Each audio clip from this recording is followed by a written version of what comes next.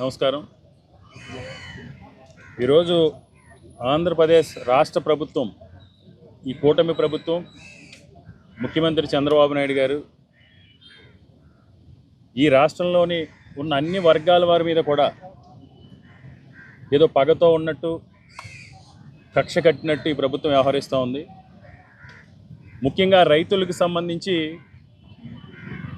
ఎన్నికలకు ముందు అన్నదాత సుఖీభవ అని, అన్నదాత సుఖీభవ కాకుండా జగన్మోహన్ రెడ్డి గారు ఏదైతే వైఎస్ఆర్ కాంగ్రెస్ పార్టీ ప్రభుత్వ హయాంలో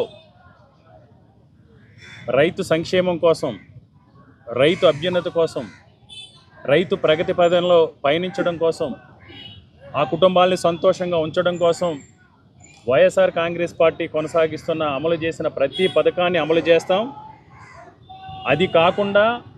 అవి కాకుండా జగన్మోహన్ రెడ్డి గారు వైఎస్ఆర్ కాంగ్రెస్ పార్టీ చేసిన రైతుకు లబ్ధి చేర్చే కార్యక్రమాలు కాకుండా అదనంగా అన్నదాత సుఖీభవ చేస్తామని స్వయంగా ఈనాటి ముఖ్యమంత్రి వర్యులు, ఈనాటి ఉప ముఖ్యమంత్రి వర్యులు చంద్రబాబు నాయుడు గారు, పవన్ కళ్యాణ్ గారు కూడా ఆ రోజు వాళ్ళిద్దరూ కూడా ప్రమాణం చేయడం జరిగింది. చంద్రబాబు నాయుడు, పవన్ కళ్యాణ్ అనే మేము త్రికరణ శుద్ధితో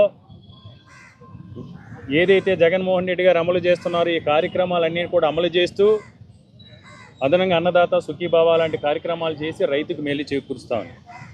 కానీ ఎన్నికల్లో గెలిచిన తర్వాత ఏదైతే జగన్మోహన్ రెడ్డి గారు తీసుకొచ్చారో విత్తు నుంచి మద్దతు ధర వరకు కూడా రైతు భరోసా కేంద్రాల ద్వారా ఈ దేశానికి ఆదర్శంగా నిలిచే విధంగా రైతు భరోసా కేంద్రాలను తీసుకొచ్చి విత్తనాల పంపిణీ దగ్గర నుంచి మద్దతు ధర కల్పించి కొనుగోలు వరకు కూడా చాలా సమర్థవంతంగా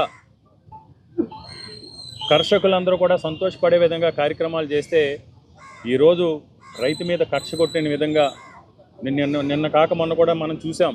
చంద్రబాబు నాయుడు గారు స్వయంగా ఆయన ఉండగా రైతు భరోసా అనేది ఉండదంట. అసలు ఎంత నిస్సిగ్గుగా ఈరోజు రైతులను మోసం చేసే ప్రయత్నం చేస్తూ ఉన్నారు.